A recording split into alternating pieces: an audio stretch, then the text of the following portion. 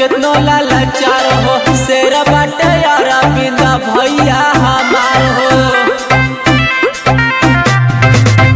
मातम घरे घरे तो छा गइल बा पंचायत में उदासी छा गइल बा। जमानत तो होई चाहे बेलावा से हाँ बेलावा से। छुट्टिया के अवतार भौजी भैया जलरा से। छुट्टिया के अवतार भौजी भैया जलरा से।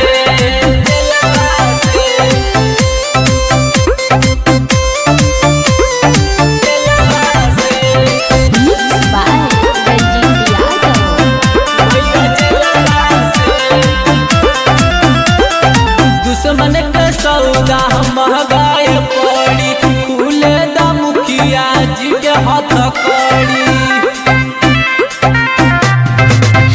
दुखिन गरीबन किसान हवन हो पूरा गौवा जवारन के जन हवन हो।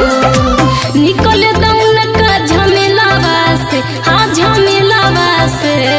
छुट्टिया के अवतार भौजी भैया जलरा से।